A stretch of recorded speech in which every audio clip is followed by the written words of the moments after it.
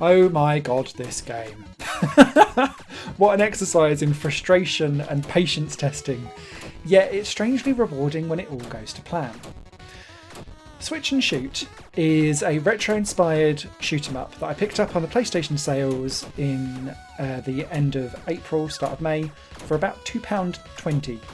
And I thought, oh, this will be a nice casual, chilled-out retro shooter. Oh, was I wrong? This is scream-worthy. Its core mechanic is that your ship on the bottom of the screen is always moving in one direction, and it's kind of mirrored, so if you go off the left hand side of the screen you appear on the right and vice versa. But every time you shoot you switch direction and so because you're constantly moving you need to kind of shoot to catch the enemies as they're coming down the screen, but because you're moving you need to kind of time that movement and then make sure that you're not going to then, when you revolve back the other way, end up causing yourself problems by steaming straight into another enemy.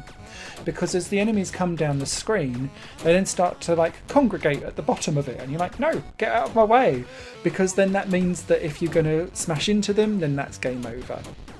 Similarly as well, there's a secondary mechanic that starts to up the ante, and this is around your powering up of your ship to get to the next level. Not only do enemies kind of fall down the screen, but so do some power-ups. And you see at the top of the screen here you've got these like 5 little battery packs. You need to collect 5 battery packs or power-ups in a row for these to kind of mount up and get right. For you to then go into hyperdrive, at which point the edges of the screen become like laser beams, so you can no longer be in mirror mode and you have to constantly shoot to stay inside and pick up the next power up without missing it so that you can then get to the next level. It is stressful, it is frustrating, you will die so often.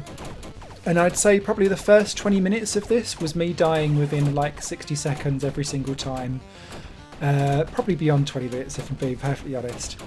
One of the main things that I'd say about this game is that because you can use any button to shoot, my recommendation is to use a couple so that you've got different thumbs, so that when you're kind of wanting to push one way to the other in your mind, it's separating out the movements. And once I started doing that, then I started to get much further with Switch and Shoot, because up until then I was just like, I can't even get mediocre, I can't get good yet because it was that hard. The game is heavily punishing with that battery system as well, because if you miss a battery as it's coming down the screen, you then lose one of those 5 battery charges. So you might be all the way up to the very top and you're about to like go to the next level, but if you miss one then you drop down to 4. And that directly ties to the amount of burst of your weapon.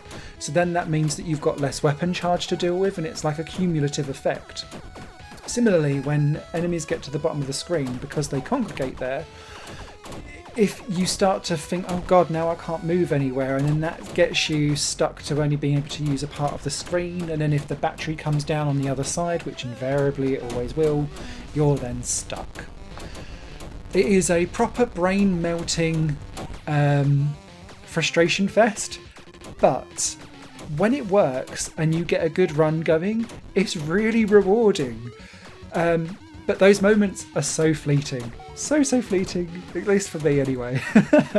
I can understand now why the platinum for this game is relatively low, because you have to be quite good to be able to get to level 7. And that sounds so simple, but oh my god, you will rage.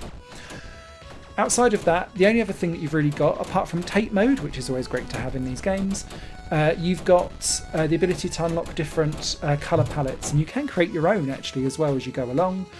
These are fine, but they add nothing to the gameplay itself. I guess the big thing with Switch and Shoot is that not only do you have this kind of rage quit mechanic from the beginning, that is literally all the game does.